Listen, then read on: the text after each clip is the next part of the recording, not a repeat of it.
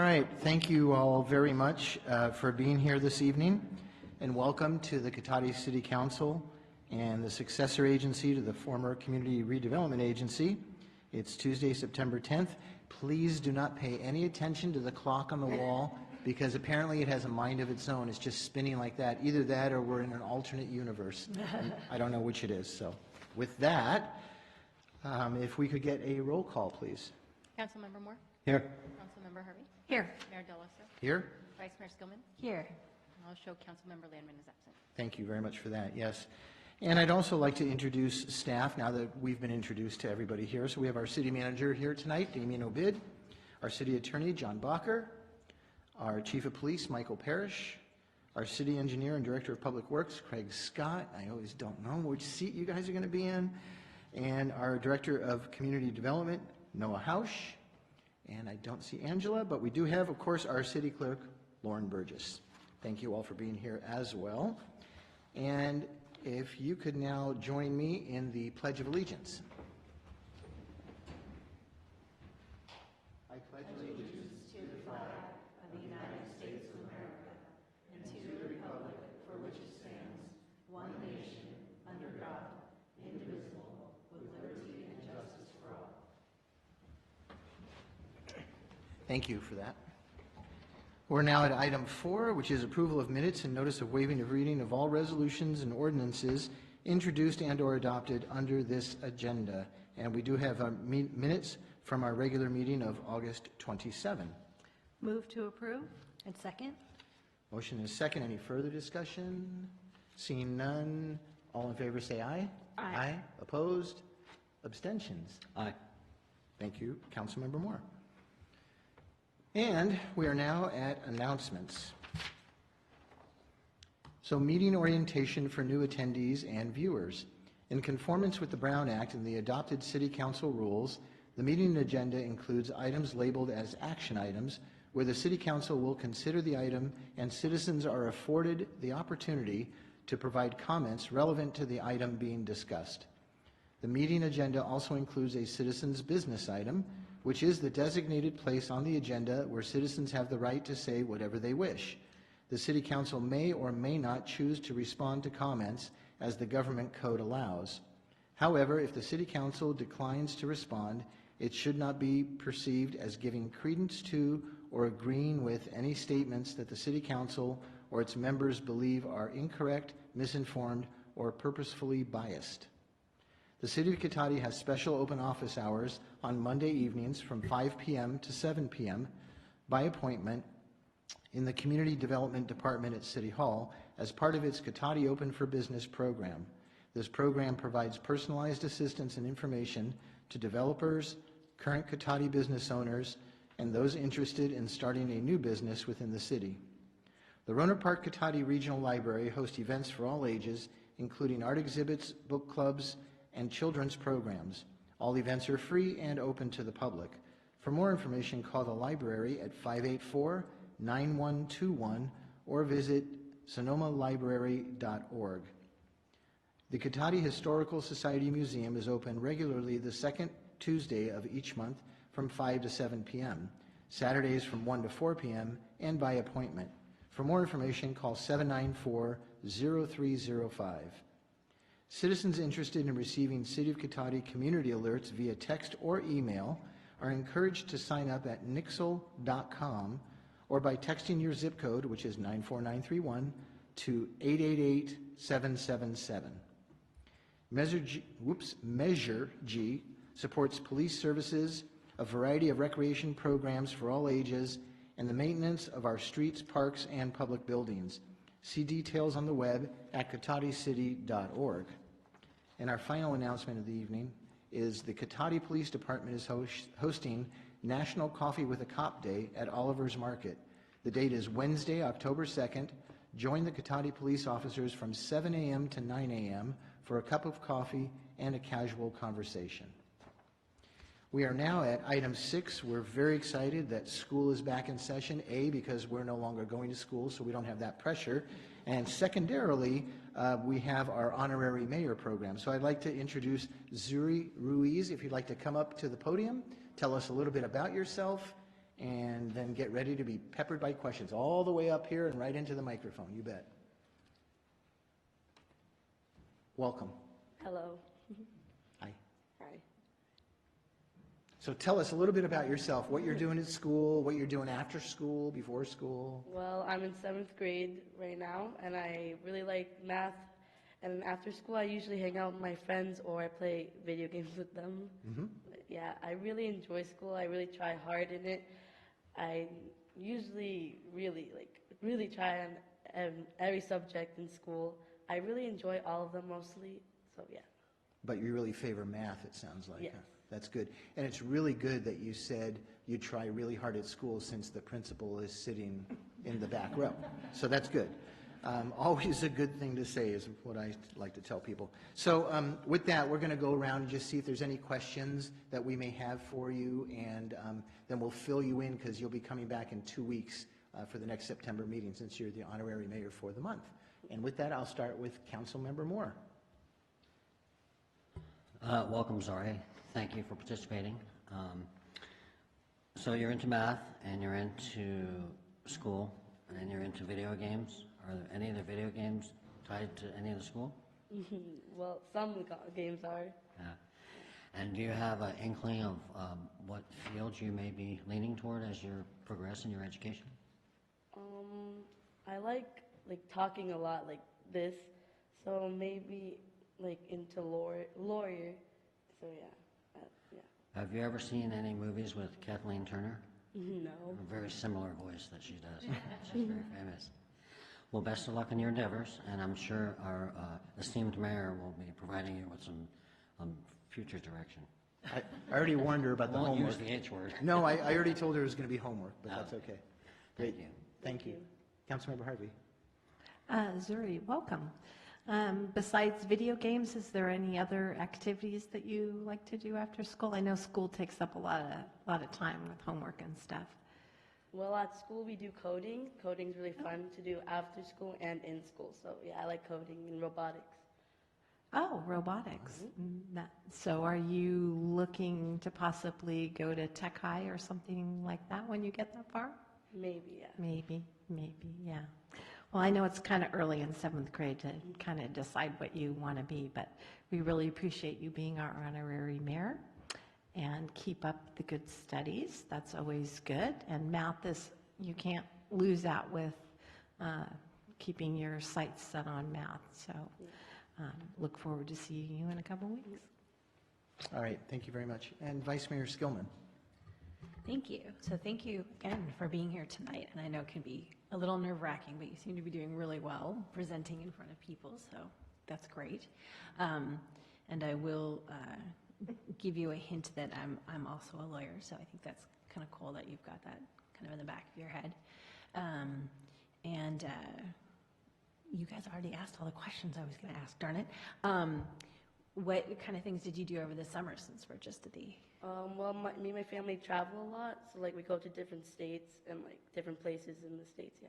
Oh, great. What was kind of a highlight from this summer? Well, we went to Yellowstone National Park. Oh, wow. So yeah, that was really fun seeing all the stuff there, yeah. Very cool. All right. Well, thank you again for being here, and look forward to seeing you in 2 weeks. Thank you. Awesome. Now my turn. Don't go anywhere yet. So, yeah, so you like talking, and you know, when you were asked about careers,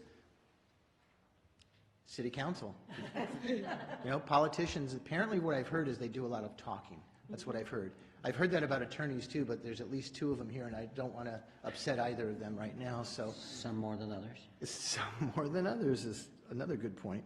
And that's really cool. So yeah, Yellowstone, is that the first time you've been there? Yeah. Yeah, pretty impressive place, huh? I know the wildlife, the scenery. Did you see things like elk and grizzly bear? Yeah, and we stuff? saw buffaloes too. And yeah, that's very cool. Oh, good for you. So do you have any people here you'd like to introduce tonight that you came with? Well, yeah, my family, my mom and my dad. And any people related to the school? Yeah. And my principal. Mr. Lopez. Oh, very good. Yeah, see, that's twice. I'm trying to give you some good points here. That's great. So the homework assignment, which I kind of warned you about ahead of time. We always like to ask at the first meeting for the honorary mayors to go back, talk to their friends, either in the neighborhood and or at school, and ask them, what kind of services that you guys don't have here in Cotati that maybe there's a possibility we could help facilitate. We've got a great recreation department. They do a lot of different programs and also opportunities if people want to get into doing that kind of work and working with kids. So just something to think about, and then maybe when you come back to the next meeting in a couple of weeks, we'll ask you that question: did you get a chance to talk to any of your friends or schoolmates, and what ideas did they have? Because we'd really like to hear that, so that would be great. Okay. Okay, good. Well, we'll see you in 2 weeks, Zuri. Thank you very much.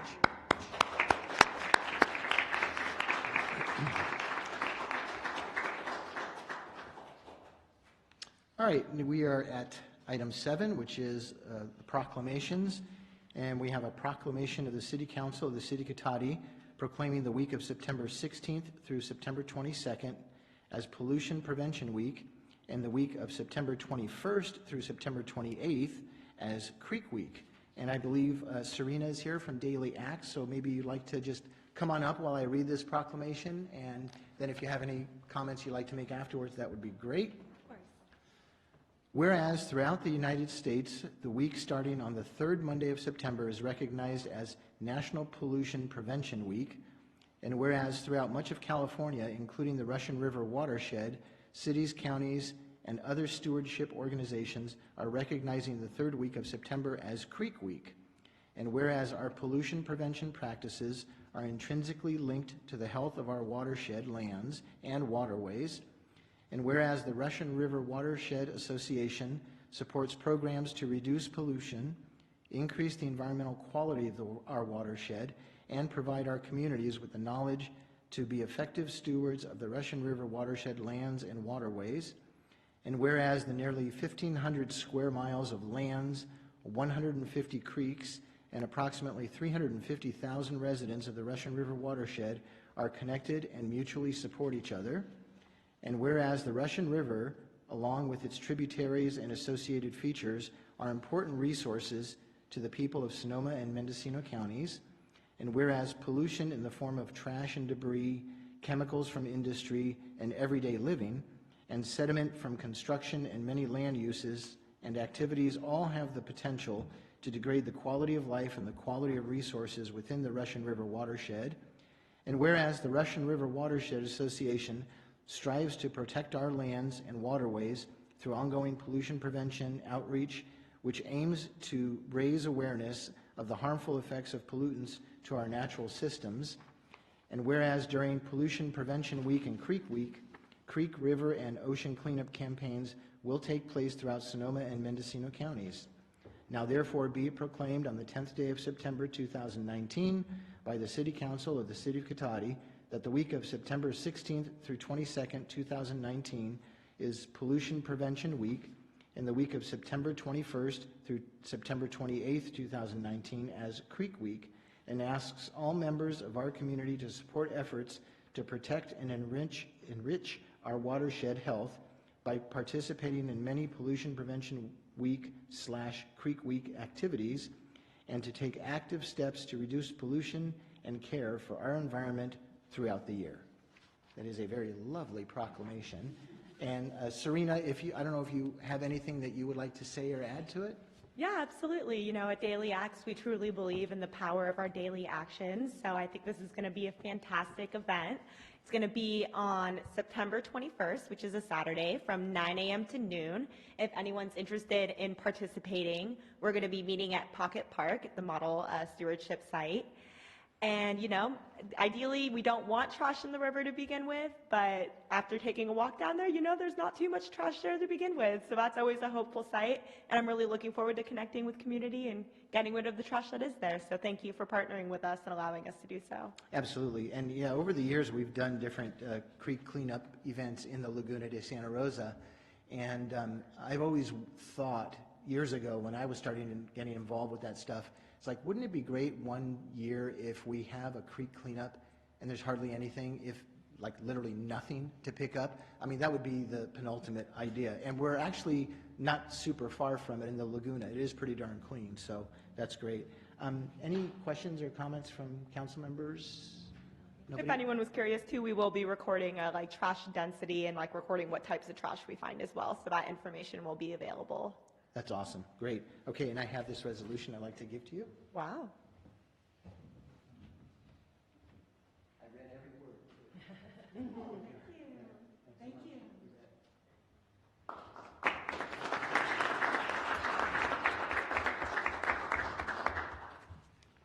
And one thing I forgot to mention to Zuri and your family, you're free to go at any point in time. I mean, I understand it's a school night, so there's no point in staying here till midnight, but we won't even be here that late. So you can leave at any time you'd like. Thanks very much for being here. Thank you for this. Okay. Yes, Ms. Alderman.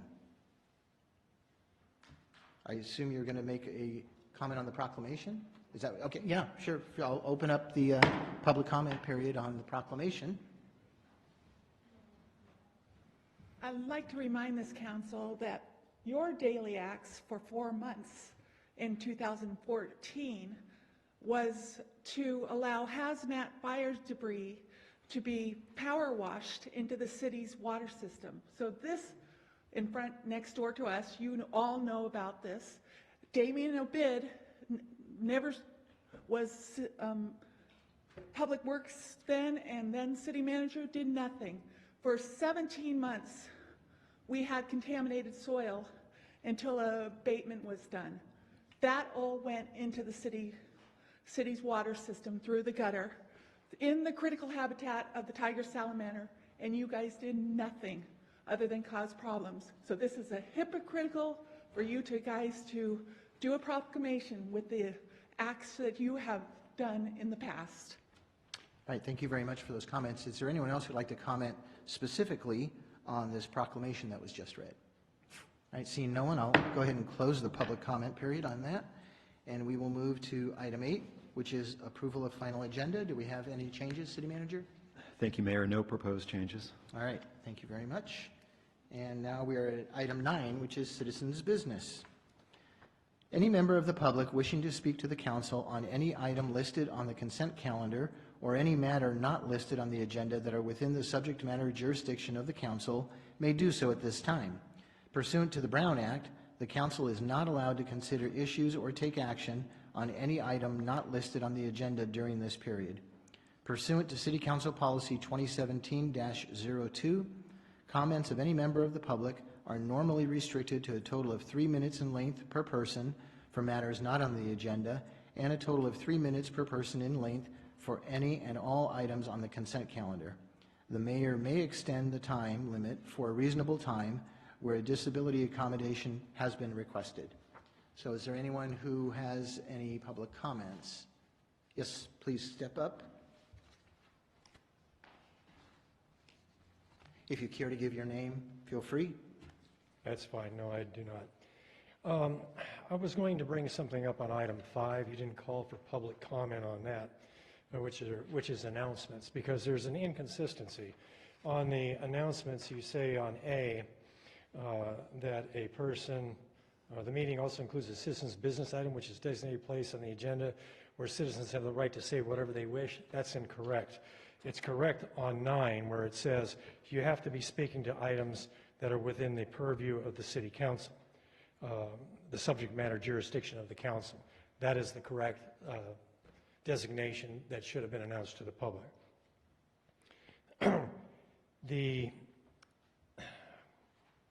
The other thing that I wanted to speak to, or speak about, was the city that I live in recently took action to make the city clerk's position an elected position. I understand that your city doesn't have an appointed city treasurer, but it has an appointed city clerk, which is also your city manager. I find those two to be in conflict, and that's one of the reasons we're putting ours out to make it an elected position. And with that, I have a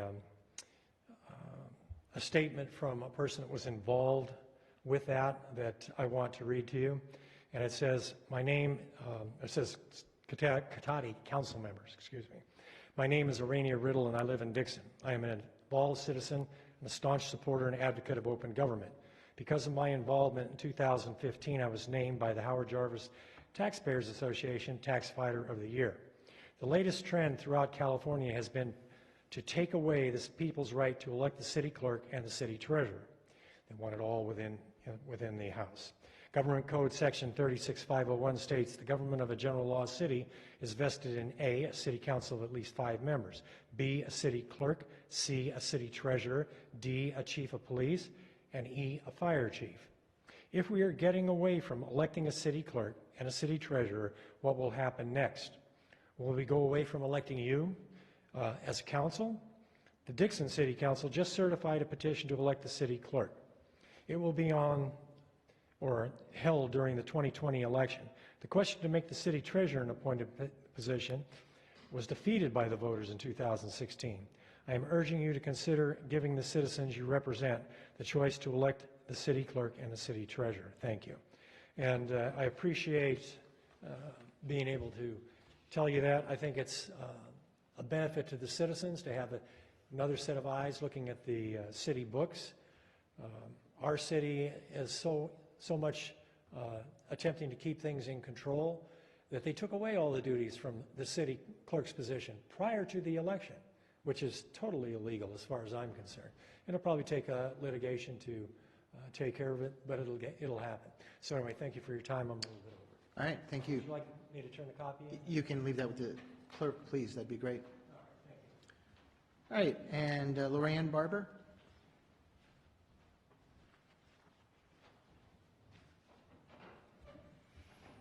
Thank you, Lorianne Barber, citizen of Cotati, and I just wanted to make an announcement in case people haven't heard that Friday, September 20th, there is going to be a climate strike. It is something initiated by Greta Thunberg, who has been striking on Fridays from school and has become kind of a worldwide phenomenon. Many other students are doing the same thing to try to get the attention of the adults who need to take some action. So there will be an event in Courthouse Square in Santa Rosa from 12 to 2 on Friday, September 20th, and many students will be, striking from school to attend, and they also are looking for adults to show up as allies, and I wanted to make sure people knew about that. Had a poster at home, forgot to bring it, but there's lots of info online, or you can ask me if you want more information. Thanks. All right, thank you very much. And is there anyone else under citizens' business? Ms. Alderman.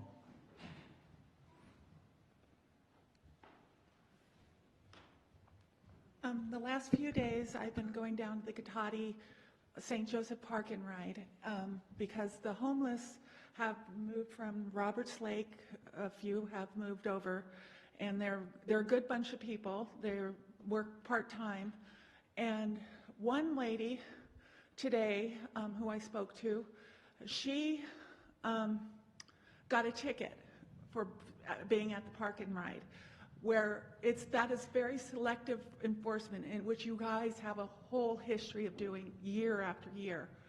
There is a red flatbed truck that parks 3-4 days a week there overnight. You've done nothing for the homeless. Now you have a homeless issue. And from what I'm hearing, the police are hassling them, that there's when that is the city's lot and you don't have any regulations to prohibit overnight parking there, it is wrong to select the homeless over the business entities that are there. Those people need help. They don't need, these guys are one lady, she's got a part-time job, but she can't afford rent in this county. Another person, he just lost his job a month ago, and he's homeless because of having no income, but he went and he cleaned up the whole parking lot. George brought him over a blower, and he did the whole parking lot, but he was cleaning up before then. These are the people you're getting there, and you've ignored them for 4 years. We've been asking for it to be an agenda item. You think you would do something before it's become an issue. All right, thank you very much for your comments. Anyone else under, yeah, Mr. Barrich? I saw the hand. I just had to look up. Good evening, Council. For the benefit of the audience and the folks at home watching tonight, my name is George Barrich. I'm a former city councilman here, and I'd like to agree with everything that Lori Alderman has said tonight, and that as one of the neighborhood watch captains for Cotati, I have been monitoring the Cotati Park and Ride, or the former Caltrans Park and Ride down there as well. I got to meet some very interesting people and keeping an eye on that for cooperation with our police department and so forth. Spending some nights down there myself in my RV. And Lori is absolutely right. There is some selective enforcement going on. What's really interesting is I parked my RV down there today, only to find out to come back that my tires were marked. I've been there 12 hours, and none of the other cars in the parking lot that are parked there during the day or leave and come and go are marked, but mine are marked. I found that kind of amusing. But we're going to do our best to see that the mayor is able to put the homeless issue on the agenda in our lifetime. We're coming up on winter time. We'd like to see this agendized soon so that we can do something very compassionate for these taxpayers, these citizens, these people who are down on their luck sometimes. Some of them are working, some are temporarily homeless and so forth, and as the story goes on, you're very familiar with it, been very successful in kicking this can down the road. On another issue, you may or may not be aware that this month is Emergency Preparedness Month. I see a nod. I don't remember if it's come up before the city council or not, but I would like to see if the city is going to be reacting to emergency preparedness in the way that they've reacted to it in the last few years, which is absolutely nothing. Silence. The last thing I remember, because this issue is very close to my heart, when the last time I heard of this issue, City Manager Diane Thompson explained that we have some emergency supplies at City Hall, which entails approximately 10 cases of bottled water somewhere in the police department, in case we need it in the event of an emergency. I got to hope this city is smart enough to do something a little bit more, bring some awareness to this issue. No emergency drills, no emergency plan. We have a state and county plan in a folder, but we have to do a lot more to coordinate and work together. So when this town may or may be under a serious threat of a natural or man-made disaster, we are prepared for an emergency. We will work together. I'm trained as a certified emergency team member with the county, and I'm a relief worker for the Red Cross, a volunteer, and we can do better, and hopefully you acknowledge this month as Emergency Preparedness Month. All right, thank you very much for your comments. Is there anyone else who'd like to speak under citizens' business? All right, seeing no one, I'll go ahead and close the comment period to the public. Just a couple of reactions to a few things I heard, that we've done nothing for the homeless in 4 years or so.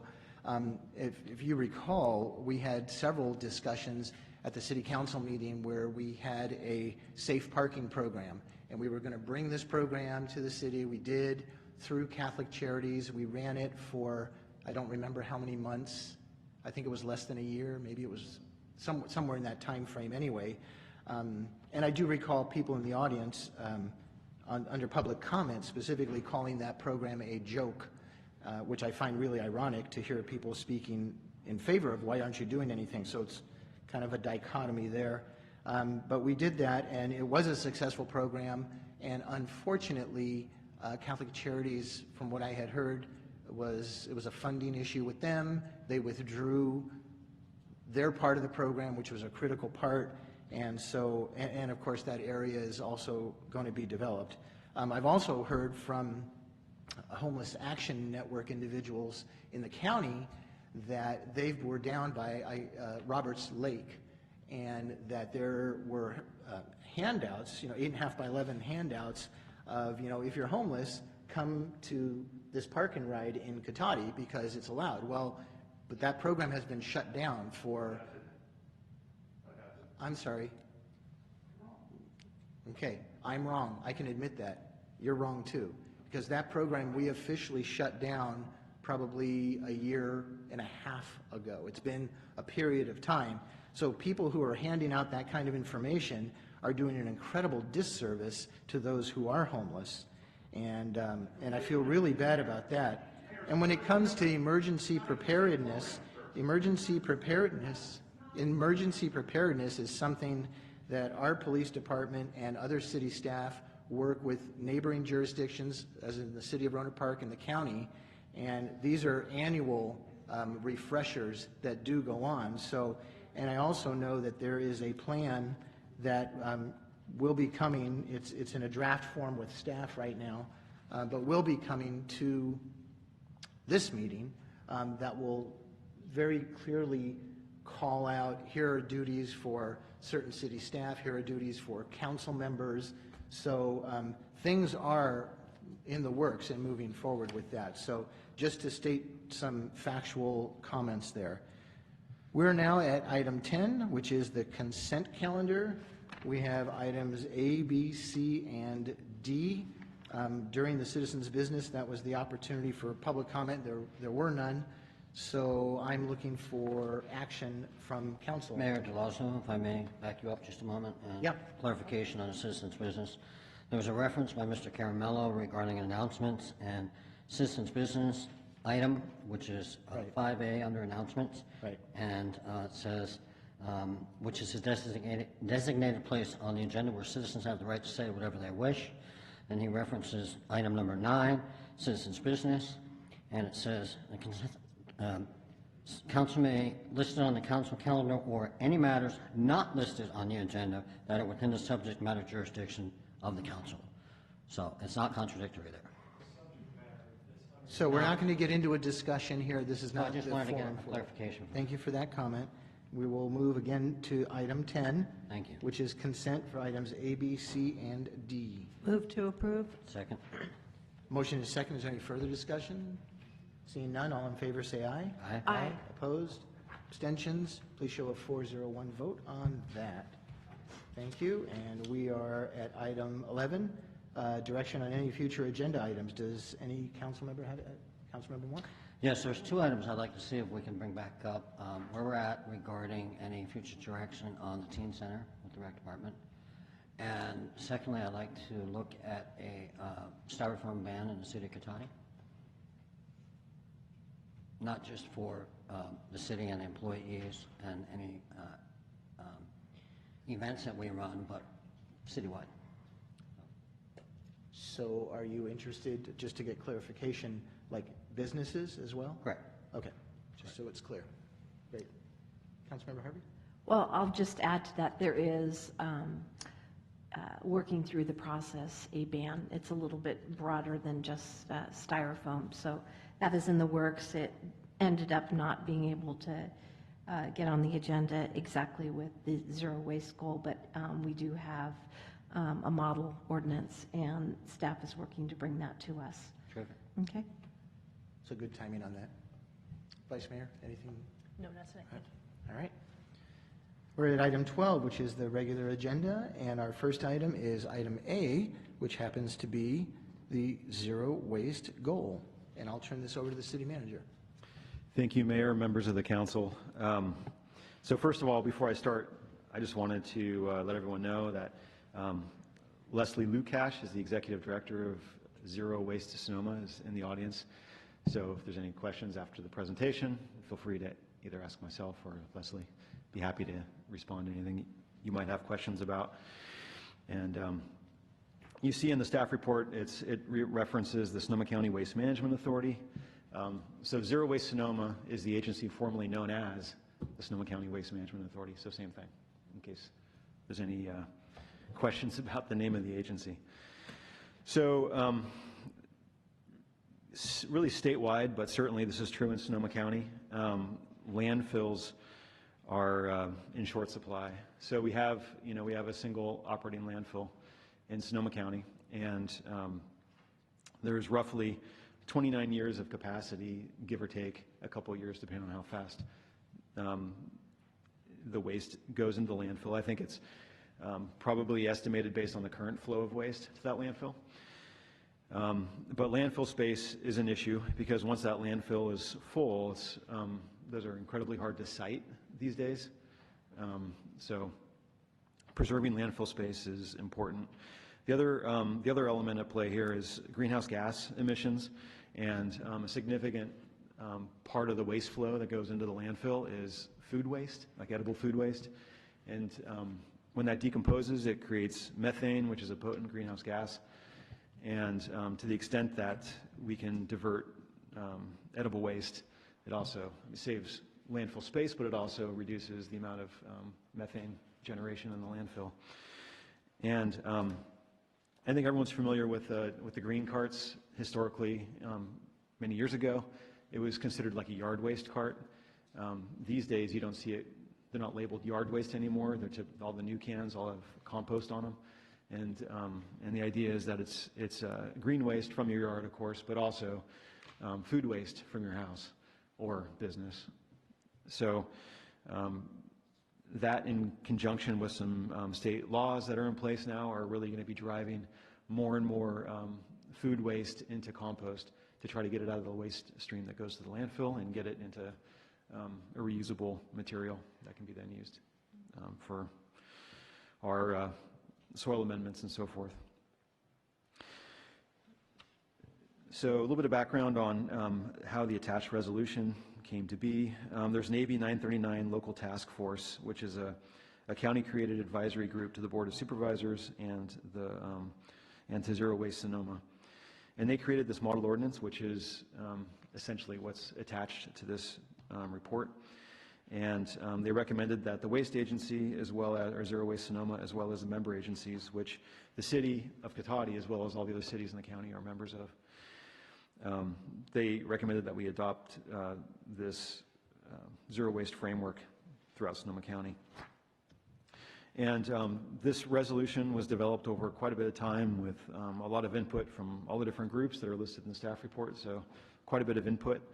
The resolution also drew from examples of zero waste resolutions that have been adopted or in other jurisdictions of the Bay Area, including Zero Waste Marin, Oakland, San Jose, Alameda, Palo Alto, San Francisco, and there's probably others.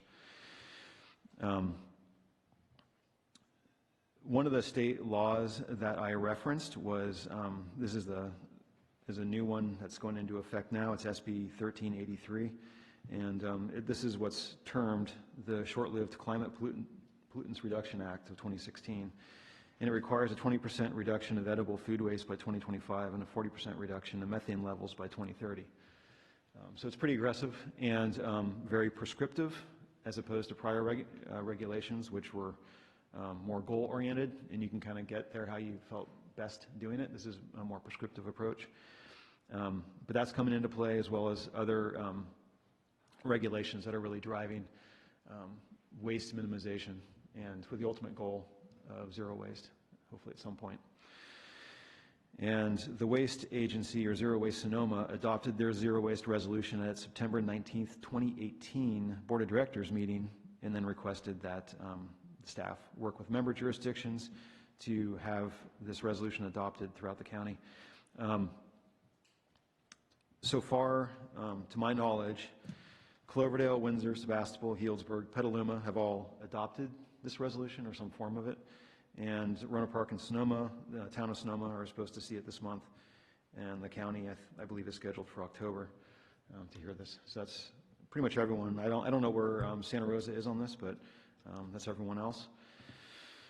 And then on the resolution that's included, this is on packet page 77, I just wanted to point out one of the whereas clauses. This would be the fourth clause. It says, whereas the Sonoma County Waste Management Authority on September 18th, 2019 adopted by resolution the zero, that's, that was pointed out to me, that is actually an error. So it's September 18th, 2018. So we're not looking ahead to the future. It actually happened a year ago. But possibly with the clock tonight, we may be in the future, right? So. You never know. Right. And with that, I will just conclude the staff report, but I'd be happy to answer any questions, as well as Leslie, I'm sure. Great. Thank you very much for that. Any questions for staff or for Leslie at this point in time from anyone up here? the dais? Nope. Seeing no one? Okay. Why don't we go ahead and open this up for public comment, if there is any? And Leslie, if you'd like to come up and say anything, now's the time.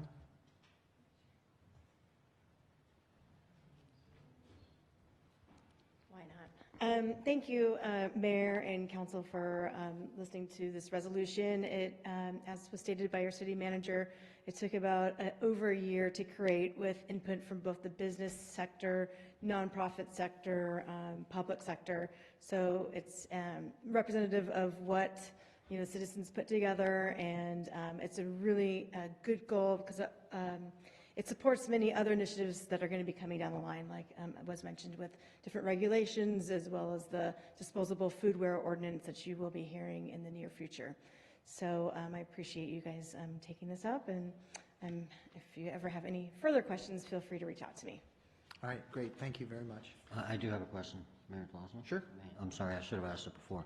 Do you know what the lifespan of the landfill, how much it was shortened due to the fires and the floods? Yeah, it's about 2 years, so really it should be up to 27 years is about the life of the landfill if we're disposing at our current rate. Thank you. All right. Thank you very much. Thank you. Ms. Alderman?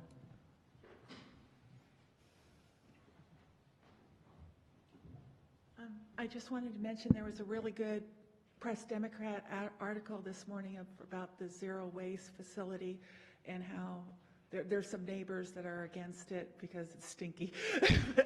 But it's a really good article and people should read it. I did read that, thank you. But yes, good for bringing that up. Anyone else to comment? Yes, Lorianne.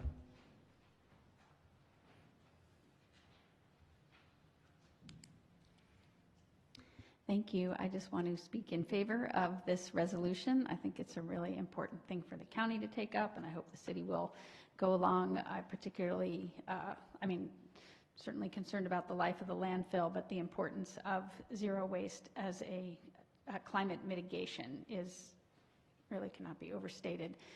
So I think it's very important, and I appreciate you taking it up. All right, thank you for your comments. Okay, seeing no one else, I'll go ahead and close the public comment and bring it back to council. We know we do have one edit to make on the resolution with that year, but are there any other comments or questions for staff? Either direction? Councilmember Harvey? Yeah, I think this is a real important step for us to move forward on. I was involved, I have been on the Waste Management Agency for a while now, and I participated for years with the Solid Waste Advisory Group. And it was very interesting, even when I first started, to find out, that basically our landfill, at that point, it was due to run out when I first started at like 19 years. So we have come a ways with the things we're doing, but as we can pick away at this stuff and preserve the landfill for things that we really just can't seem to get rid of. There's lots of things, every time they do a waste characterization and look at what's in there, then we have the ability to isolate what that is and try and find solutions to remedy that. Things like the foodware, things like we've been talking about having to do with drugs and over-the-counter things like that. The food is a big one. When I first started on the Waste Advisory Group, I think they had stated that about 35% of what was going into the landfill at that point in time was food waste. So again, this, now that we've been able to move along the spectrum and include food waste in with our green waste, I think it's, little by little we will get there. Now, whether we'll really ever be 0, we'll have to just see. But I think that every step we make is an important step. So I support this. Thank you for your comments. Councilmember Moore, any comments or questions? No, I would just support this wholeheartedly. Okay. Vice Mayor? No, I was actually going to make a motion. Yeah, okay, and I was just going to suggest one more time on that fourth whereas to make that edit as you make a motion, that'd be great. Okay. So I would move that we adopt a goal to achieve zero waste by 2030, including the, as noted, amendment to the year September 18th, 2018 in the fourth whereas in our resolution. Second? Motion second. Any further discussion? All right, seeing none, all in favor say aye. Aye. Opposed? Abstentions? Please show 401 vote in favor of that resolution. Thank you all, and thanks for your comments, everybody, on that too. All right, we'll go to item B, which is the response to the 2019, and it's the grand, not the grant, jury. I just wanted to point that out too. That's another editorial we might want to make to them. I don't know. The grand jury report entitled, Will There Be Water After an Earthquake? Sonoma County residents face big challenges. And I'll turn that over to Mr. Scott. Mayor, members of the council, Craig Scott, Public Works Director, City Engineer. I think the grant was wishful thinking. And maybe it is, and that's fine. Subconscious. That's all good. Seriously, so tonight's item is the city, as well as the Sonoma Water, received a grand jury report this year that was entitled, Will There Be Water After an Earthquake? And so, as per the California Penal Code, there are specific requirements in responding to these reports. And so tonight's item is sort of to organize ourselves and get council buy-in on the staff prepared letter that will have the mayor's signature on it, that we'll be submitting within the time frame, which is 90 days after receiving the report. So housekeeping, there's a staff report in here, followed by 3 attachments. There's the grand jury report, Sonoma Water's response, which is being submitted already, and for which the city of Cotati relies quite a bit on that response because it pertains to our system, and then Cotati's response. There are 11 findings in the report and 6 set recommendations. This water contractors who receive water from Sonoma Water and Sonoma Water coordinated these responses together because it's essentially one system, and then to the extent the city of Cotati has local resiliency measures, that is addressed in our letter.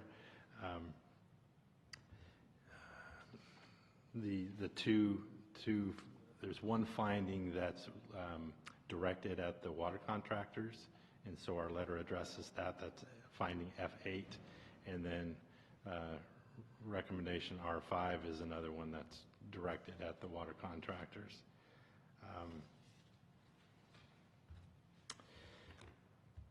So the grand jury report brings attention to public water supplier plans and resources to improve reliability of supply following a major earthquake. Additionally, the report calls for residents to be prepared with their own emergency water supplies in the aftermath of such an event. I think what I'll do now is I'll skip to the water agency's letter response, which I think encapsulates the efforts that are recognized here that the water agency and the cities have done to be prepared for such an event. And then I think what's pertinent too is to highlight what Sonoma Water has committed to implement, as well as the city. So just reading from their letter on page 99 of the packet, Sonoma Water also appreciates the grand jury's recognition of the significant resources Sonoma Water and its water contractors have invested in strengthening the water transmission system to mitigate the potential effects of a major earthquake as well as other potential natural hazards. As recognized in the report and as stated below, Sonoma Water and its contractors have invested substantially in efforts to protect Sonoma Water's water supply infrastructure against natural disaster, including a severe earthquake. Following an extensive 4-year vulnerability assessment and development of its first local hazard mitigation plan in 2008, Sonoma Water established its eligibility to receive federal hazard mitigation funding and has since successfully secured $12 million in grant funds with additional funding of nearly an equal amount that is pending approval. Of this nearly $24 million in grant funding, approximately $13 million is specifically designated to protect the water transmission system against the risks of an earthquake. So I just wanted to bring attention to, hey, this grand jury report recognizes these significant efforts that the water contractors and the water agency have achieved. So moving into the implementation on page 107, we have the response to recommendation R1. And R1 is stated, Sonoma Water review and establish viable options for accelerating how rapidly the highest priority mitigation measures are being funded and implemented by December 31st, 2019. So there was a study done in 2008, and it established a capital improvement program, and since that time, grant money is being secured, and the water agency have been steadily working away to get those completed, right? And this report is saying, hey, just look into ways of accelerating getting through that whole list, right? So the water agency has said, hey, in support of the grand jury's recommendations, Sonoma Water will present options for accelerating the highest priority seismic risk hazard mitigation projects to the WAC's Technical Advisory Committee during preparation of the fiscal 2021 budget. So every year, the water agency reviews its annual budget with the contractors, and the water agency is proposing, hey, we'll just kind of roll that into that annual process, and we'll maybe highlight that piece of the budget and look into options of accelerating the priority projects and what impact, importantly, that'll have, because there's no free lunch, right, on the water rates. So we'll see what those trade-offs are, recognizing that projects off of that list are being implemented just as a matter of course. And so this is just incremental, trying to change to accelerate that, you know. Okay, so recommendation 2 is another one where the water agency said, hey, the recommendation has not yet been implemented, but will be implemented in the future, and that is quote unquote the required language. You've got a few ways of answering these. And so this one is Sonoma Water, the recommendation, Sonoma Water maintain inventory lists with current goals for items, quantities, locations, and sourcing, and improve stockpiling accordingly by a certain date. So this is like, well, things are going to break in an earthquake, and so you have to have spare parts on board. You have to have relationships with your suppliers, and so you're a priority customer, and all of these types of things. So that happens. What the water agency is saying is it'll look for ways of improving their inventory management, and I think what was found was there different departments were a little inconsistent in it, and so they're looking for ways to make that inventory management system more consistent across the agency.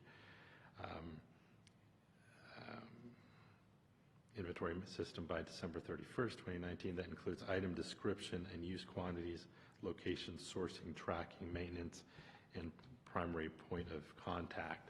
So tightening up that process and making it consistent. Recommendation R3 on the next page there of the packet 108, Sonoma Water and water contractors derive and publicize more realistic outage periods and provide updated information to the public. So this is a public outreach, really, recommendation, recognizing that what the Office of Emergency Services and the water contractors, there's just there's a benefit to making sure that that messaging is consistent. Do we tell people to have 3 days worth of water supply and food, or 7 days, or what is that? And so the water agency is saying we support that recommendation, and we'll go ahead and work with the Sonoma County Department of Emergency Management, County Health Department, us, the cities, to develop a consistent public outreach message, improve the website, make sure that web messaging effectively gets out there. So that's it, sort of in a nutshell what that implementation is looking at. we're on to R4. So R4 is right there on the bottom of that page. Sonoma Water improved coordination with water contractors, including field exercises by that December 31st, 2019 date. And so if you go all the way to the end of that response, it says, Sonoma Water, in partnership with the water contractors, will initiate the development of an emergency training and coordination plan to describe the additional joint training exercises, field exercises, and funding sources needed to increase readiness, collaboration, and emergency response capability. And the draft plan to be completed by that date, December 31st, 2019. So they'll be involving the cities in those and outreaching to us and bringing us into their training exercises. What I'm glossing over in the interest of brevity, and call me out on this if you want more detail, but the beginning and part of the answers talk about where we are with this, how much we've prepared already, and all the standard operational procedures and practices and so forth that are already in place. So I'm just skipping down to, okay, this is what we're going to focus on improving, this incremental improvement. Just wanted to be clear about that, because I am glossing over all the accomplishments and achievements, how we're already prepared for, it's really difficult, it's impossible to be completely prepared, right, for a severe earthquake, but there are ways to mitigate it.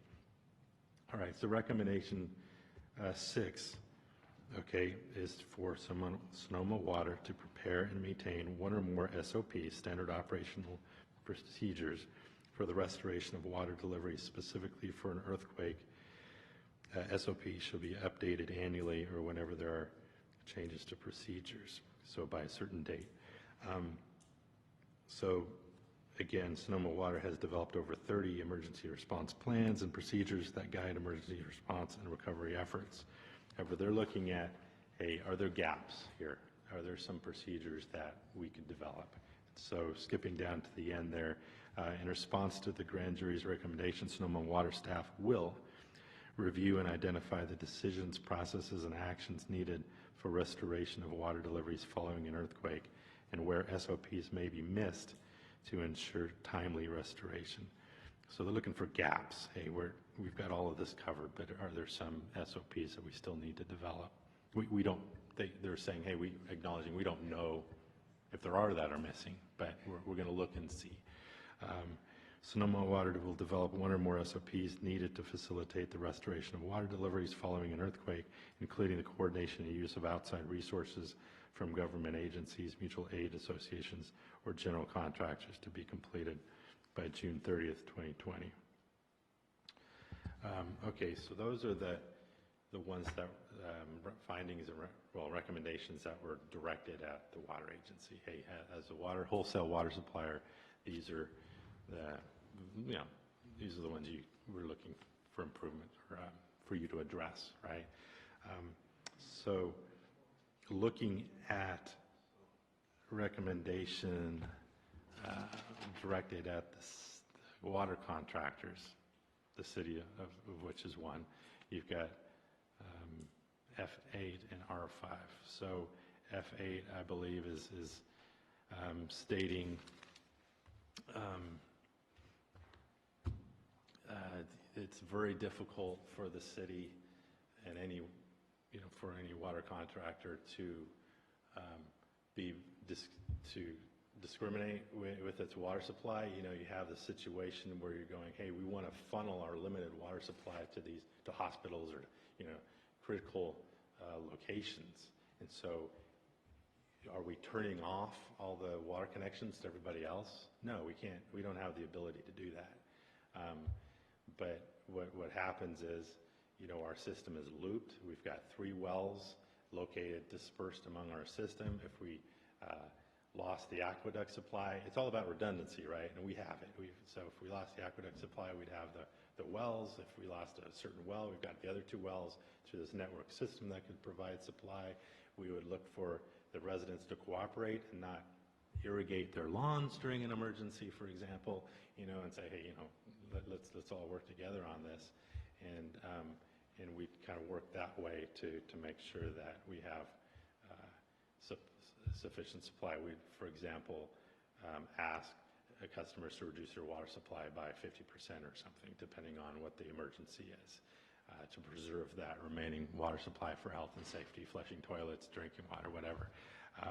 So that finding we agree to. Yes, we agree to that. On recommendation number R5, we moved to page 115 in the packet, and that one is water contractors study options for making local systems more adaptable under emergency conditions such as dedicated supply loops, digitally monitoring metering, or automatic shutdown valves.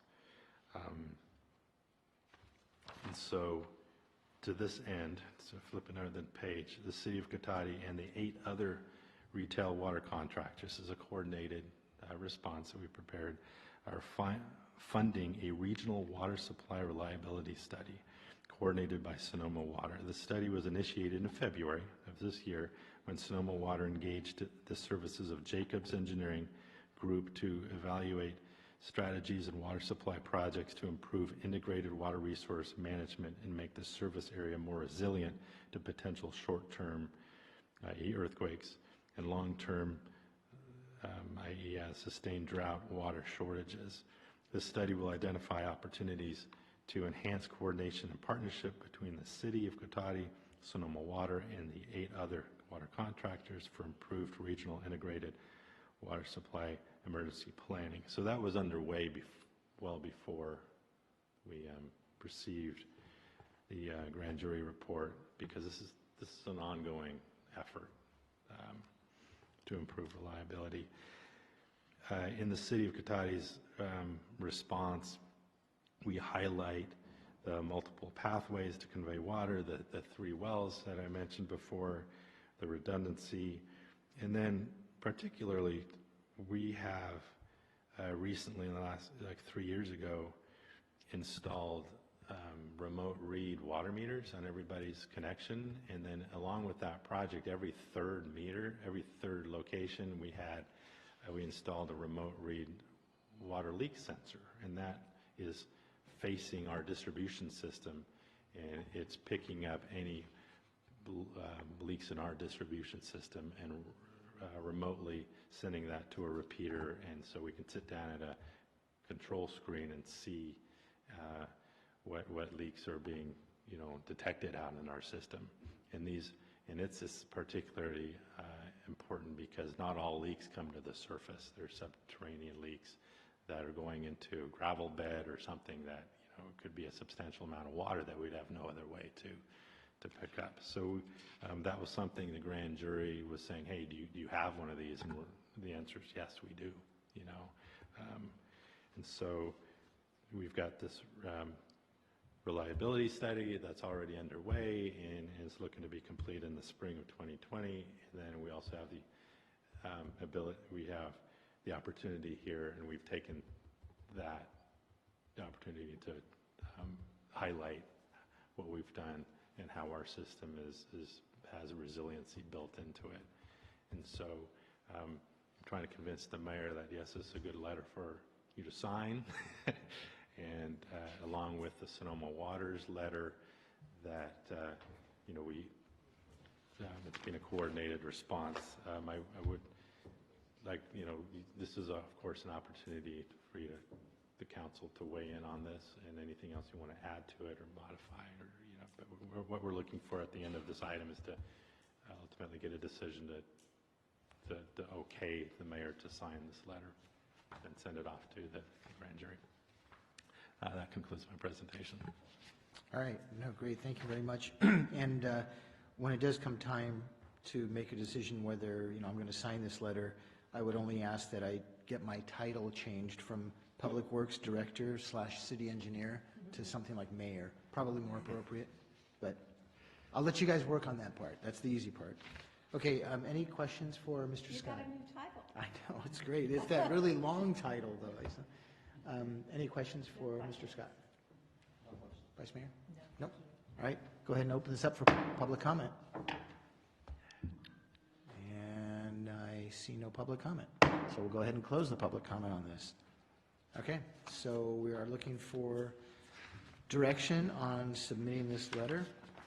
I didn't have any other comments. You did skip over finding F5, which was the first one on the city letterhead letter.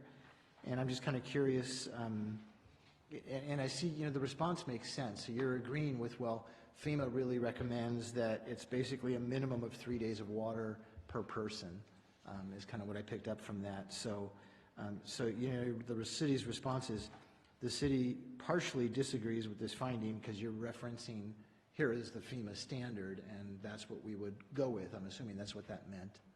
I just wanted to clarify that. Sure. So finding F5 consistent with FEMA recommendations, residents need to maintain their own emergency source of water to meet their personal needs for more than 3 days, frequently stated by officials. And what we're aligning ourselves with the city of Santa Rosa, which looked out there and said, you know what, these officials have inconsistent messaging right now. So to say that they're consistently saying it's 3 days is not entirely something we can agree with because there's a variety of messages out there. So what we say in our response is it's really important to have a consistent public messaging out there. Agrees more public outreach and education regarding emergency preparedness is needed. Right. So we're just sort of taking a difference exception to how that finding is stated. Yeah, it appeared to me it was kind of nuancing, but I get why you're doing it too, so that's perfectly fine. And my only other question was, and this was a discussion that was happening earlier tonight at the meeting here, but this is part of an overall emergency preparedness strategy, is it not? And it's something that's been worked on. I mean, we're referencing some of the work that's been done, say, the last 3 to 5 years in the city with the smart meters and all of that stuff. But in a broad view, this is definitely part of an emergency response strategy, is it not? Because, I mean, it's specific to some natural disaster, earthquake, flood, fire, whatever, and specific to water. That's correct. The water system is designed, constructed, and to be reliable, just by its very definition. And so that involves looking at natural hazards as well as human error. Our accidentally at a construction truck, backhoe cutting through the power supply. It doesn't have to be a natural hazard. So we're always on the lookout for all these potential ways for our system to be damaged, and then how would we go ahead and mitigate those impacts. And so that's why we see multiple different water supplies, a loop system, a remote sensing system of what's going on in the water system, so, and storage tanks. So if energy goes out, we have gravity-fed system, et cetera, et cetera. So that's, if you look at our water master plan, that you see the criteria, and a lot of that criteria is based on providing a reliable water service. So it is an overall planned direction of our system. Right. No, that's how I interpreted that too, so thank you. Okay, well, with that, then if there's no, go ahead, please, Councilmember Harvey. Waiting for comments. So a couple of things. One, it's important to note that in the grand jury report, it clearly states that throughout this investigation, the civil grand jury has been impressed with the expertise, education, and dedication of the staff at Sonoma Water and its contractors. And I'd certainly like to thank our staff, because I know that our staff puts a lot of work into ensuring that we have safe, reliable water. Can we do better? Well, people can always do better at whatever it is they're doing. I think it's important, to note that, as was pointed out, even before this report came out, we're already a step ahead by banding together as the group to do a water supply resilience study. We're waiting around. We wanted to make sure that, we have a reliable water supply. I think the city has done a really good job, with, although, painful and costly to do, we implemented the SCADA so we can see. So when there's an emergency, we do have a dashboard to be able to see where things are leaking, and we can send people out, not, as you pointed out, waiting for water to bubble up somewhere. We can highlight that. It's unfortunate. I understand the brevity, you not wanting to go into the accomplishments, but on a lot of these findings, there were a lot of things that we were doing and have been doing. So I would really encourage folks to read this report, because there's a lot of things that as water contractors and Sonoma Water, we are doing to do that. And I think you're right. It took me a while to read the report, so it would have taken you a while to go over all those highlights. And along, with all of this, it was pointed out in there that, well, maybe you could just spend all this money by the end of 2019 and just fix all these things. Well, that has impacts on water rates, and it's always a very big balance for us to balance the risks, or to do what we can to make sure that the rates are rates that we can afford. I don't think it would do people very much good if we said, okay, we're going to increase your rates by 200%, but we can have these things fixed by the end of the year. There's always kind of a balance, and that's why these items are prioritized.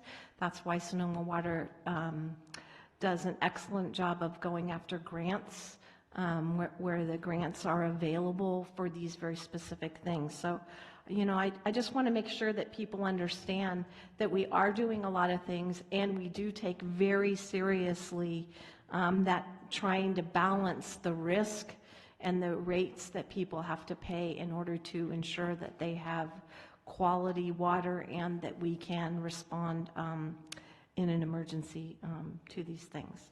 And those are my comments. All right, thank you. Any other comments from the dais? Councilmember Moore? Yes. In looking at the report, this was a pretty extensive report. There was a reference, I think, to either the City of Santa Rosa or the Sonoma, and having the personnel they thought needed a greater number of personnel that would have more knowledge of the system. So with that in mind, I would imagine that this whole system is part of our whole succession plan, and as the Public Works Department is maturing and retiring out, the underlings are training in that particular program? Yes, there's the ongoing training, on-the-job training with the equipment, and learning how to fix and maintain the equipment out there. We also subscribe to a standard operating procedures program that makes it, that creates a directory of all of our standing SOPs, and it makes it it facilitates creating those SOPs. You just go around with an iPhone, take a picture, and say, this is the on button, this is how it works, this is what you look for, and the lever you have to push and everything else. So it's very prescriptive. And so we've had that for a couple of years, and we're building a library of SOPs on all of our equipment and facilities. So there's always ways, as Ms. Harvey has stated, to improve. And so we're always looking for those opportunities. Thank you. That was it. All right. Thank you. With that, I'd be looking for a specific recommendation and motion. I'd like to make a motion and agree to submit the attached letter in response to the 2019 grand jury report to the presiding Superior Court judge. I would second that with an amendment correcting the title. Even more I think the important. resolution's okay, though. Thank you very much. Okay, any further discussion? We have a motion and a second. Seeing none, all in favor say aye. Aye. Opposed? Abstention? Please show a 401 vote in favor. Thank you. And our final agenda item under the regular agenda is item C, which is a proposed federal legislation for national park and lands infrastructure. And I'll turn that over to the city manager.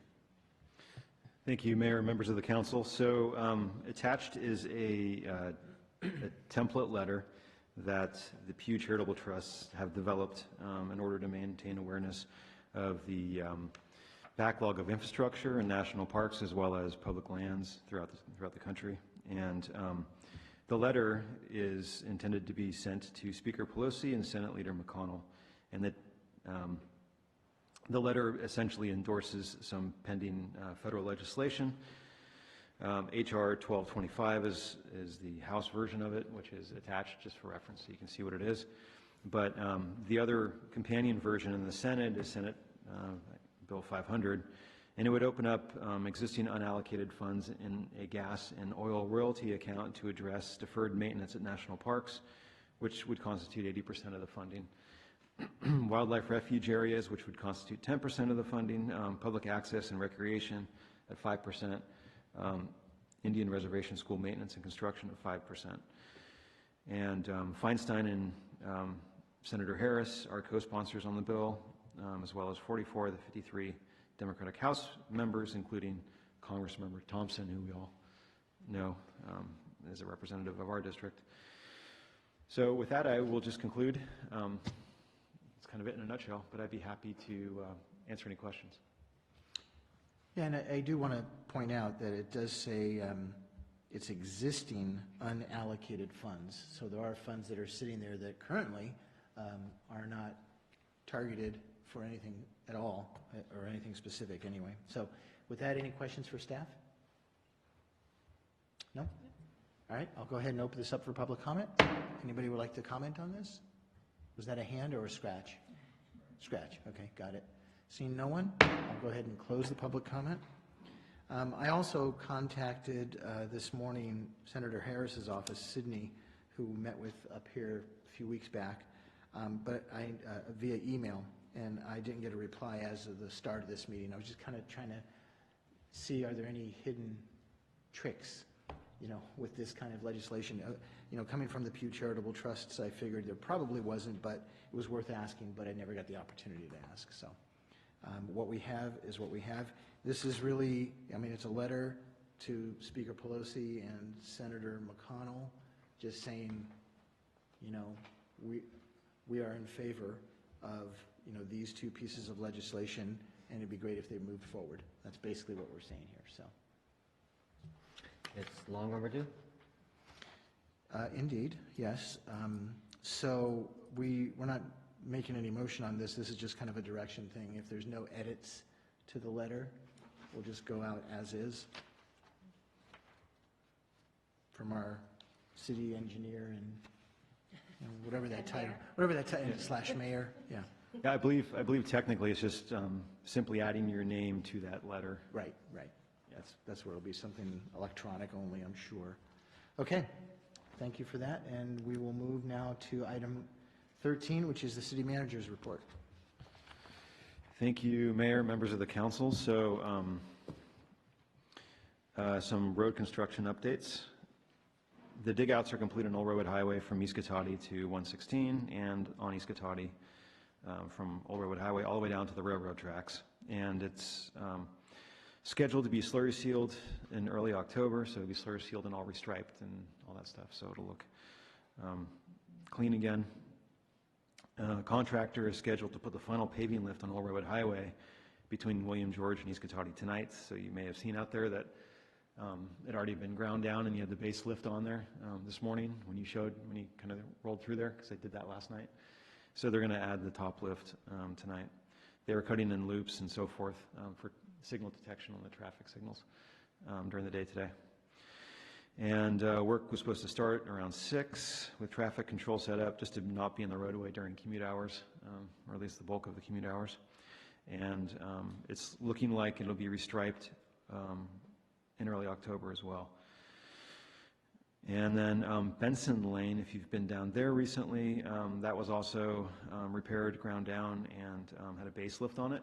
And the second lift is scheduled to go on Thursday, this Thursday. So there'll be limited access except for residents during that paving. And then the sort of the major construction piece on Lincoln, Loretto, and Linden is scheduled to start on September 12th, and it will go through about the 25th. And this is the asphalt recycling process like was done in the rest of the L section last year. So you'll start seeing the road get pulverized and then removing excess grinding, cement treatment, and grading of it. So it's going to look like a dirt road pretty soon for a couple weeks until they get it back into a fully paved condition. And residents will have access to driveways, but of course are encouraged to park on nearby streets and not the streets that are getting demolished when that's going on. It's advisable not to be there when they're doing that. And then you may have also noticed that curb ramps throughout these areas are getting upgraded so that they're all compliant with current ADA requirements. And some sidewalk repairs have happened as well. A little further down East Cotati, in front of Sunflower Park, you may have noticed over the last couple weeks there's been a lot of work along the park edge of East Cotati, where they're taking out the curb and gutter and replacing a lot of that. They're replacing the valley gutter at the entrance to Sunflower. They did half of it. They did the other half today. It's a driveway entrance into the Sunflower Park and development area. And they're also digging out the median right now, that rocked median, and they're going to finish demoing it here soon. So a lot of road work happening everywhere. And then also just to let you know that as is typical in pretty much everywhere, I guess, there's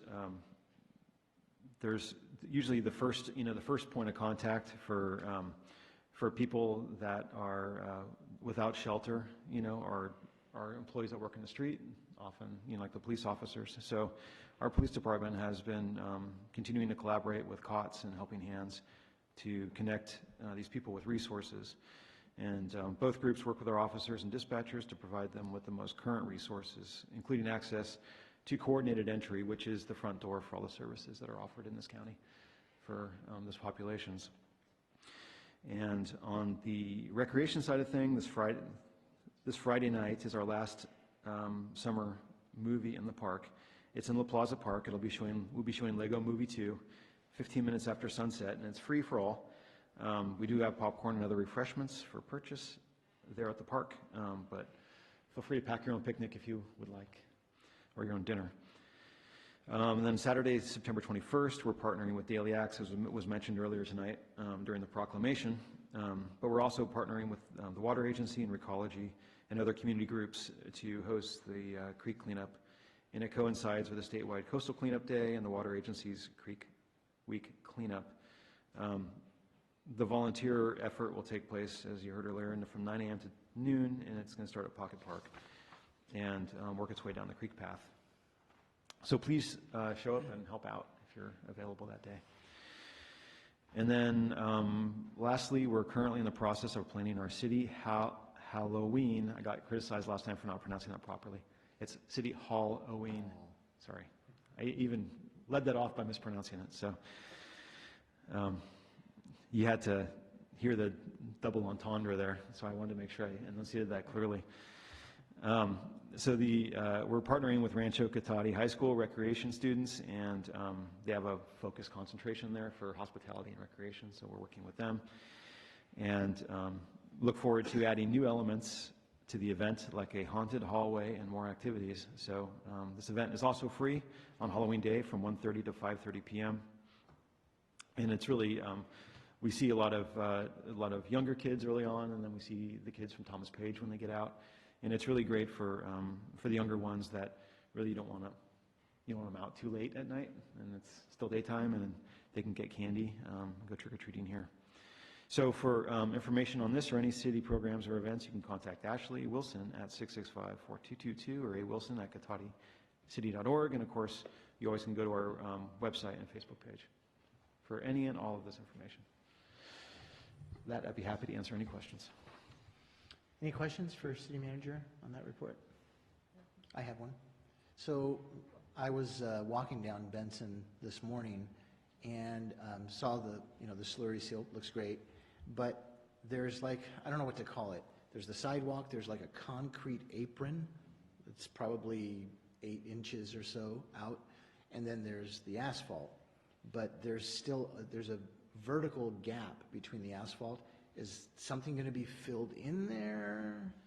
So, It's not much. I mean, it's probably at most a half inch, so, something like that. yeah, so the good news is it's not going to be like the Roner Park Katati Library parking lot.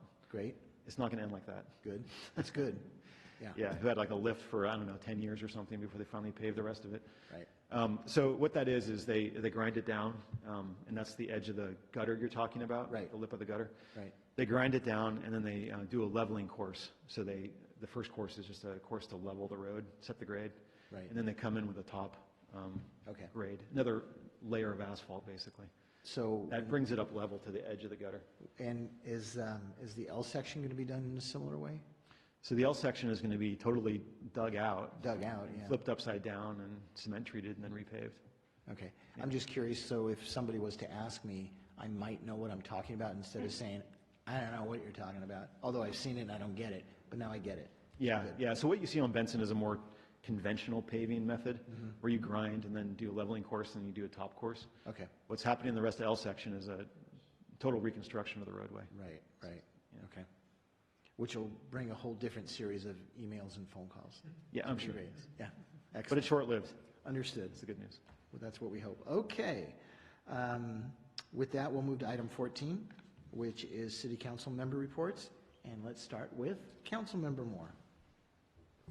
Boy, it doesn't pay to miss any meetings, does it? Nope. I don't have anything on the remit because I was unable to attend that meeting, but I believe Amy was part of that as the alternate. I did go over to some bridge housing in Sacramento while I was over there and looked at those units over there because I was unable to attend the ones in San Francisco. I was very impressed. On-site management, talking to some Sacramento residents, they had no idea that that development was an affordable development. It was right backed up next to condominiums, and they had no idea. Very well maintained, aesthetically pleasing, on-site management, very courteous and professional. So I thought that was a very, very interesting observation, and so that was encouraging if that's something that we're looking at down the road. Were you able to, was it more of a drive-by? Or No, did it was you a get to go tour. inside? No, it was a tour. I went Oh, great. and introduced myself, and they showed me around and talked about the program and looked at some of the facilities. And Oh, that's good. Okay. very nice, yeah. It's right near Rayleigh Field. Oh, sure. Yeah. Yeah. Yeah. So that was very good. I thought that was very positive.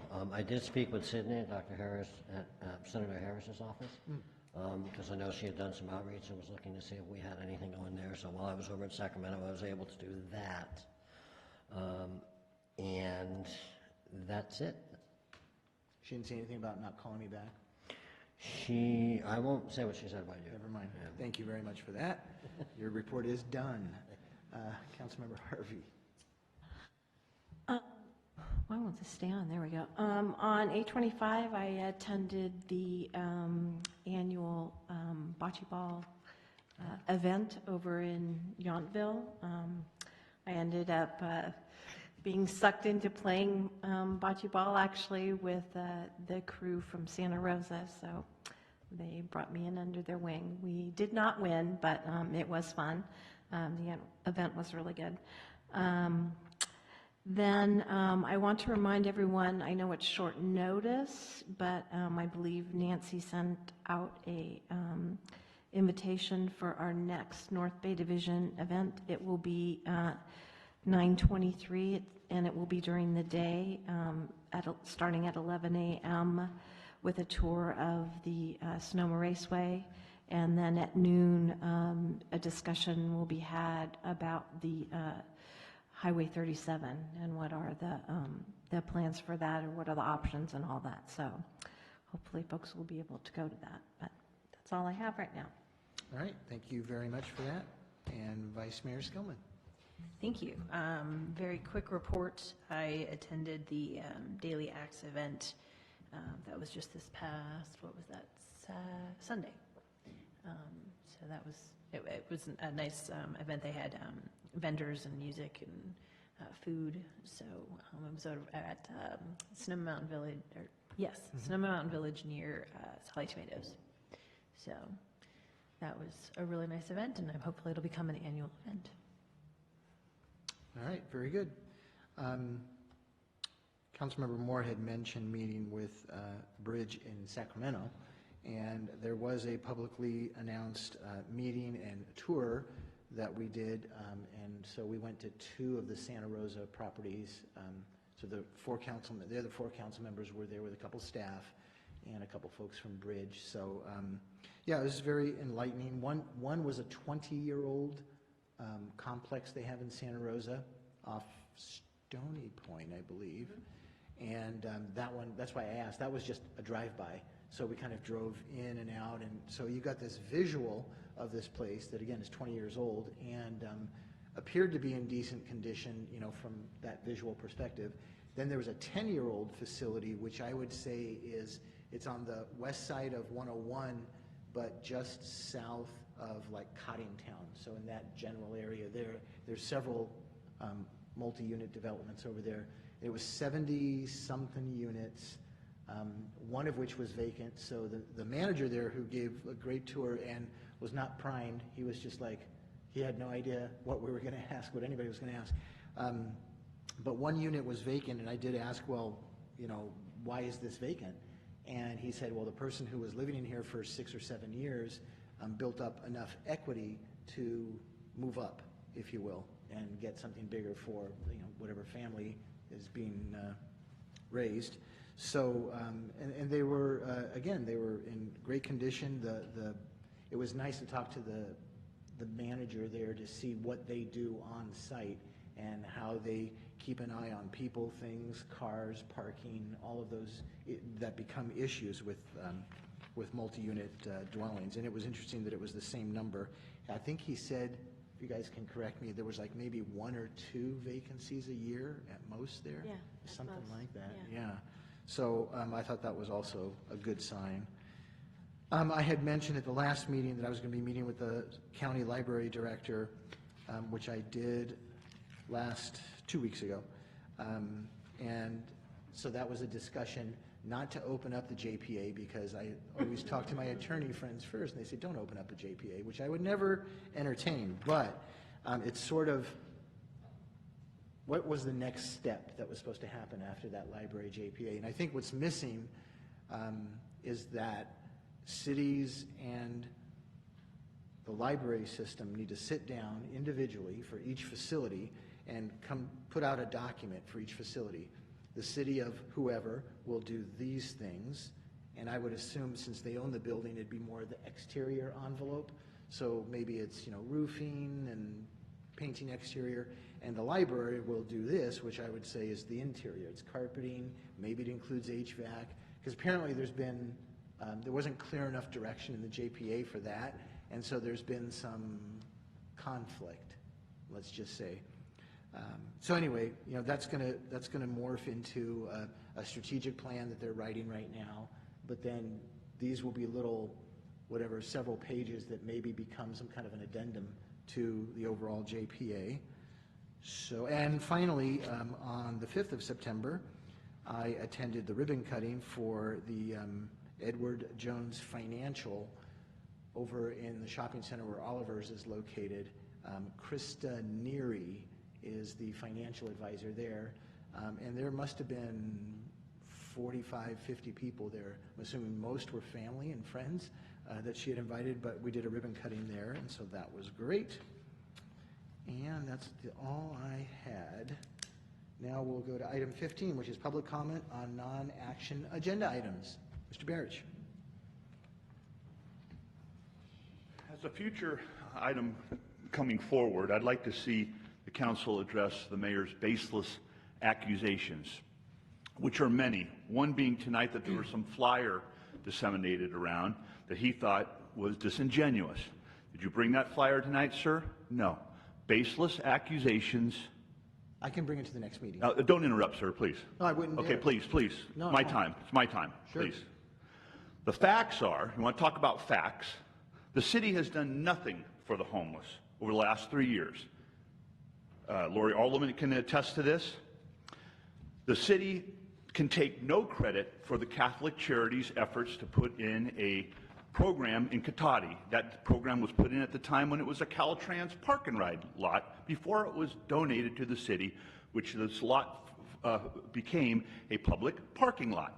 Okay, so the mayor at one point made one suggestion to the city council that he asked the other city council members, I'd kind of like to put maybe something on the agenda about the homeless. Got no response, what, about a year and a half ago or so, 2 years ago.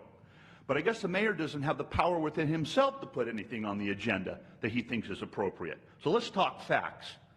That lot was a park and ride lot some time ago. Now it's a public parking lot.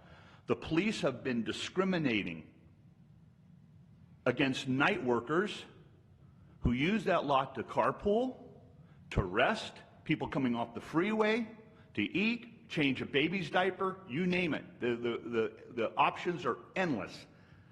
The police are out there hassling those people. They're not doing any hassling during the day, just at night. That's a fact. And if you go to Facebook, as some of you know already, you can find the Cotati Homeless Parking Project, which has people inviting people to come to Cotati to park on our public streets and on our public lots if they need a spot. You've had a right to comment there. You have done nothing. I have every right to invite members of the public to this meeting, to a parking lot, to a farmer's market, to anything I want. You cannot deny me the right to invite people to this town, sir. I paid for that parking lot. I paid for these chambers. How dare you? Now, if the mayor isn't going to do a damn thing about the homeless, then let's have the citizens try to do something, because you can't. You're unable to. You don't know anything about leadership. Okay, you want tourism? You want some sales tax revenue? Well, let's talk about inviting some people to this town. Come spend some money. You haven't lifted a finger. You haven't spent a dime of city money for the homeless. Lori and I have argued that you please, when temperatures drop below 40 degrees here in Cotati and it's raining cats and dogs, to possibly open up one of the meeting rooms next door at the middle school, and we will volunteer and we will get you volunteers. We will work with Catholic Charities to man that room to keep people from freezing to death. And this council has done nothing. Your time is over, Mr. Okay? Barrich. Thank you very much. You can't afford even a porta potty out there, Mr. sir. Barrich. That's your legacy of BS. Thank you very much, please. And anybody who dies out there is going to be on your hands. Thank you for sitting down. Anyone else like to comment? Ms. Alderman?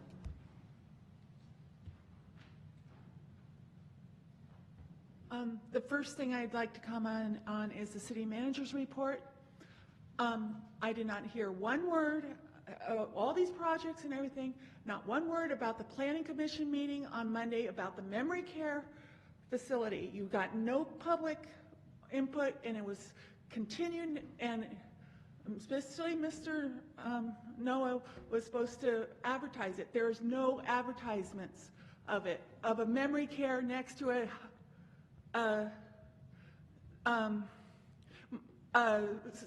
highway with 17,000 cars next to it. Is a bad idea. I went to my vet on Friday, who is next to Red's recovery room, know nothing about it. Next door to where this assisted. That's how much you've kept this all secret. And there's all this stuff that's happened all summer, and it's been hidden away in agendas and the website, and it needs to, that kind of stuff needs to stop. We also, how many months has it been since we've had an update on the hotel? We don't even know if they're coming in. You guys don't say a word. The other thing is direction on future agenda items. You need to, Mr. Moore still has not apologized or he's gone off on doing the derogatory comment on his city email account. You all have refused ethics charges for over a year now. You need to put ethics charges on Mr. Moore.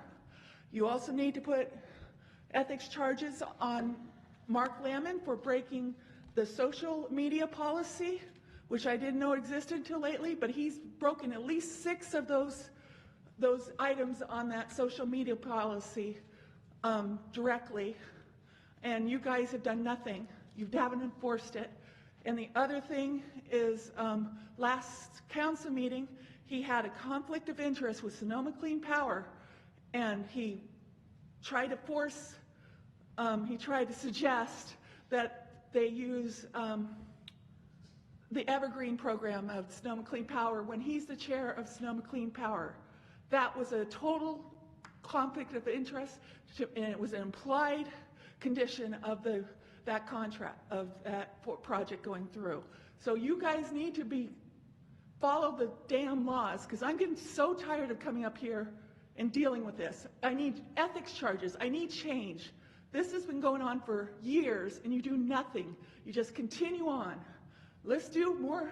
I can't even get ethics charges after a year and he can take his little email and wave at me and try to chill my free speech rights. This needs to change. Thank you very much for your comments. Mr. Caramello.